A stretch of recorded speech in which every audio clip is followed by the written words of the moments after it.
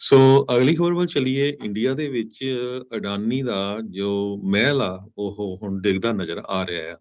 ਹੁਣ ਤੱਕ 110 ਬਿਲੀਅਨ ਤੋਂ ਵੱਧ ਡਾਲਰ ਆ ਅਡਾਨੀ ਗਰੁੱਪ ਦੀਆਂ ਕੰਪਨੀਆਂ ਜੋ ਉਹ ਲੂਜ਼ ਕਰ ਚੁੱਕੀਆਂ ਆ। ਉਹ ਤੋਂ ਬਾਅਦ ਇੰਡੀਆ 'ਚ ਬਹੁਤ ਵੱਡੀ ਗਿਣਤੀ ਦੇ ਵਿੱਚ ਪ੍ਰੋਟੈਸਟ ਹੋਣੇ ਸ਼ੁਰੂ ਹੋ ਗਏ ਆ। ਸਾਰੇ ਲੋਕਾਂ ਨੂੰ ਪਤਾ ਹੈ ਵੀ ਇੰਡੀਆ ਦੇ ਪ੍ਰਾਈਮ ਮਿਨਿਸਟਰ ਨਰਿੰਦਰ ਮੋਦੀ ਦੇ ਬਹੁਤ ਹੀ ਲਾਗੇ ਆ ਅਡਾਨੀ ਸਾਹਿਬ, ਕਿਉਂਕਿ ਦੋਨੋਂ ਹੀ ਇੱਕ ਸਟੇਟ ਨੂੰ ਬਿਲੋਂਗ ਕਰਦੇ ਆ। ਪਰ ਲੋਕਾਂ ਦਾ ਕੰਸਰਨ ਇਸ ਟਾਈਮ ਇਹ ਆ ਵੀ ਸਟੇਟ ਬੈਂਕ ਆਫ ਇੰਡੀਆ ਤੇ ਜੇ ਸਭ ਤੋਂ ਵੱਡੀ ਇੰਡੀਆ ਦੀ ਇੱਕ ਲਾਈਫ ਇੰਸ਼ੋਰੈਂਸ ਕੰਪਨੀ ਆ LIC, ਉਹ ਸਾਰੇ ਇਹ ਬੈਕ ਕਰਦੇ ਹੈਗੇ ਇਹਨਾਂ ਦੀ ਇਨਵੈਸਟਮੈਂਟ ਨੂੰ। ਸੋ ਲੋਕਾਂ ਦੇ ਉਹ ਪੈਸੇ ਨਾ ਕਿਤੇ ਮਰ ਜਾਣ, ਇਸ ਕਰਕੇ ਲੋਕ ਬਹੁਤ ਘਬਰਾਏ ਹੋਏ ਹੈਗੇ ਆ। 4.23% ਸਟੇਕ ਜੋ ਅਡਾਨੀ ਦੀ ਫਰਮ ਆ LIC ਦਾ ਹੈਗਾ ਆ, ਤੇ 9.14% ਸਟੇਕ ਅਡਾਨੀ ਪੋਰਟਸ ਦੇ ਵਿੱਚ ਹੈਗਾ, ਤੇ 5.96% ਅਡਾਨੀ ਟੋਟਲ ਗੈਸ ਦੇ ਵਿੱਚ ਆ। ਇਸੇ ਤਰ੍ਹਾਂ SBI ਨੇ ਵੀ ਦੱਸਿਆ ਵੀ ਉਹਨਾਂ ਦਾ 0.9% ਟੋਟਲ ਲੋਨ ਆ ਉਹਨਾਂ ਦਾ ਬੈਂਕ ਦਾ, ਜਿਹੜਾ ਕਿ 270 ਬਿਲੀਅਨ ਰੁਪਏ 3.3 ਬਿਲੀਅਨ ਡਾਲਰ ਬਣਦਾ ਹੈਗਾ ਆ। ਤੋ ਜਿਹੜੀ ਕੰਡੀਸ਼ਨ ਆ ਅਡਾਨੀ ਗਰੁੱਪ ਦੀ ਬਹੁਤ ਬੈਡ ਚੱਲ ਰਹੀ ਹੈ ਇਸ ਟਾਈਮ। ਉਹਨਾਂ ਨੇ ਬਹਾਨੇ ਬੂਨੇ ਤਾਂ ਬਹੁਤ ਮਾਰੇ ਸੀ ਪਈ ਜੀ ਨਹੀਂ ਇਹ ਸਾਡੇ ਨਾਲ ਇੱਕ ਤਰ੍ਹਾਂ ਦੇ ਨਾਲ ਜੋ ਕਿਸੇ ਨੂੰ ਧੱਕਾ ਝੱਲ ਕਰ ਨਹੀਂ ਰਹੇ ਹੋ ਆ। ਰਿਹਾ ਵੀ ਇੰਡੀਅਨ ਮੂਲ ਦਾ ਬੰਦਾ ਐਡਾ ਤਕੜਾ ਬਿਲੀਅਨਰ ਹੋ ਗਿਆ, ਇੰਨਾ ਜ਼ਿਆਦਾ ਅਮੀਰ ਹੋ ਰਿਹਾ, ਪਰ ਇਹ ਸਾਰਾ ਕੁਝ ਜਿਹੜਾ ਆ ਫੇਲ ਹੁੰਦਾ ਨਜ਼ਰ ਆ ਰਿਹਾ।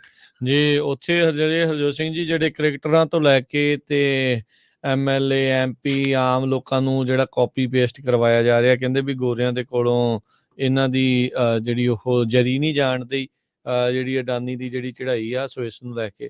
ਭਾਈ ਪਹਿਲੋਂ ਵੀ ਅਬਾਨੀ ਰਿਹਾ ਆ ਅਮੀਰਾਂ ਦੇ ਵਿੱਚ, ਹੋਰ ਥੋੜੇ ਆ, ਉਹਨਾਂ ਨੂੰ ਕਦੀ ਕਿਸੇ ਨੇ ਕੁਛ ਨਹੀਂ ਜਿਹੜਾ ਉਹ ਵਾਕਿਆ। ਹੁਣ ਇੱਦਾਂ ਵੀ ਕਿਉਂਕਿ ਮੋਦੀ ਦਾ ਨਜ਼ਦੀਕੀ ਆ, ਸੋ ਇਹ ਸਕੈਮ ਹੋ ਸਕਦਾ ਹੈ ਇਹਦੇ ਵਿੱਚ, ਹੋਰ ਪਤਾ ਨਹੀਂ ਕੀ ਕੁਛ ਮਿਲਿਆ ਗਲਿਆ ਆ। ਸੋ ਮੋਦੀ ਦੀ ਖੱਲ ਬਚਾਉਣ ਦੇ ਲਈ, ਅਦਾਨੀ ਦੀ ਖੱਲ ਬਚਾਉਣ ਦੇ ਲਈ ਸਾਰੇ ਜਾਣੇ ਨੰਗੇ ਧੜ ਜਿਹੜੇ ਉਹ ਉੱਥੇ ਆ ਚੁੱਕੇ ਨੇ। ਸੋ ਗਾਹ ਪਾਇਆ ਪਿਆ ਆ ਜਿਹੜਾ ਹਰਜੋਤ ਸਿੰਘ ਜੀ ਆਪਾਂ ਕਹਿ ਸਕਦੇ ਹਾਂ ਪੂਰਾ।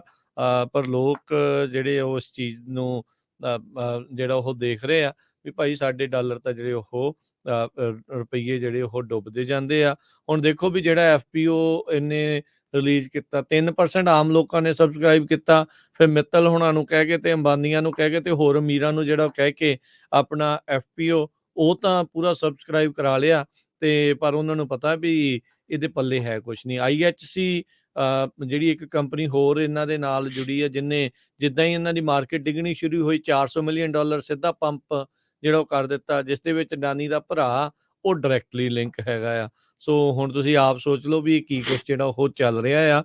ਹਾਂ ਉਹਨੇ ਤਰੱਕੀ ਕੀਤੀ ਹੋ ਸਕਦੀ ਆ, ਉਹ ਹੋ ਸਕਦਾ ਆ, ਪਰ ਇਹਦੇ ਵਿੱਚ ਤਾਂ ਕੋਈ ਦੋ ਰਾਵਾਂ ਨਹੀਂ ਵੀ ਉਹਨੂੰ ਸਰਪ੍ਰਸਤੀ ਕਿਹਦੀ ਜਿਹੜੀ ਉਹ ਹਾਸਿਲ ਆ। ਉਹਦਾ ਟੈਚੀ ਫੜ ਕੇ ਕੌਣ ਪ੍ਰਾਈਵੇਟ ਜਹਾਜ਼ਾਂ ਦੇ ਵਿੱਚ ਨਾਲ ਬੈਠ ਕੇ ਪ੍ਰਾਈਮ ਮਿਨਿਸਟਰ ਦੇ ਜਿਹੜਾ ਉਹ ਜਾਂਦਾ ਰਿਹਾ, ਉਹਦੀ ਬਿਡਿੰਗ ਜਿਹੜੀ ਉਹ ਕੌਣ ਕਰਦਾ ਰਿਹਾ ਆ। ਸੋ ਆਸਟ੍ਰੇਲੀਆ ਦੇ ਵਿੱਚ ਦੇਖਿਆ ਜਿਹੜਾ ਹਰਜੋਤ ਸਿੰਘ ਜੀ ਕੋਲੇ ਦੀਆਂ ਖਦਾਨਾਂ ਜਿਹੜੀਆਂ ਇਸ ਨੂੰ ਦੇਣ ਤੋਂ ਲੈ ਕੇ ਉੱਥੋਂ ਦੇ ਲੋਕਾਂ ਨੇ ਬੜਾ ਜਿਹੜਾ ਵਿਰੋਧ ਵੀ ਜਿਹੜਾ ਉਹ ਜਤਾਇਆ ਸੀਗਾ ਵੀ ਇੱਥੇ ਤੁਸੀਂ ਸ਼ਰੇਆਮ ਧੱਕਾ ਜਿਹੜਾ ਇਸ ਚੀਜ਼ ਦੇ ਵਿੱਚ ਕਰ ਰਹੇ ਆ, ਇਹਦਾ ਬਣਦਾ ਨਹੀਂ ਆ। ਸੋ ਇਹ ਜਿਹੜੀ ਚੀਜ਼ ਜਿਹੜੀ ਹਰਜੋਤ ਸਿੰਘ ਜੀ ਜ਼ਰੂਰ ਇਸ ਟਾਈਮ ਸਾਹਮਣੇ ਨਜ਼ਰ ਆ ਰਹੀ ਆ। ਤੇ ਅਡਾਨੀ ਦੀ ਹੁਣ ਦੇਖੋ ਚਾਰਾ ਘਟਾਲਾ, ਕੋਲ ਘਟਾਲਾ, 2G, ਇਹ ਸਾਰਾ ਕੁਛ ਹੁੰਦਾ ਰਿਹਾ ਜਿਹੜੀਆਂ ਪਿਛਲੀਆਂ ਸਰਕਾਰਾਂ 'ਚ ਦੇ ਵਿੱਚ ਵੀ ਜਿਹੜਾ ਹੋਇਆ, ਪਰ ਕਦੀ ਕਿਸੇ ਨੇ ਇਹ ਨਹੀਂ ਕਿਹਾ ਵੀ ਮੁਲਕ ਦੀ ਸ਼ਾਨ ਨੂੰ ਜਿਹੜਾ ਉਹ ਖਤਰਾ ਆ।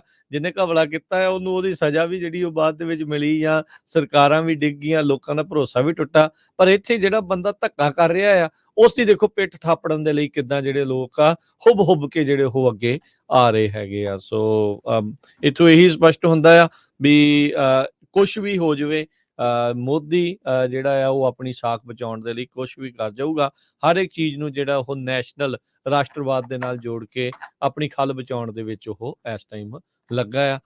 ਚਾਹੇ ਹੁਣ ਇਹ ਮੋਦੀ ਆਪਣੀ ਬਚਾ ਰਿਹਾ ਆ ਅਦਾਨੀ ਦੇ ਜ਼ਰੀਏ, ਕਿਉਂਕਿ ਉਹਨੂੰ ਪਤਾ ਵੀ ਹੋ ਸਕਦਾ ਵੀ ਬਾਅਦ ਦੇ ਵਿੱਚ ਉਹਦਾ ਵੀ ਨੰਬਰ ਕਿਤੇ ਨਾ ਲੱਗ ਜਾਵੇ।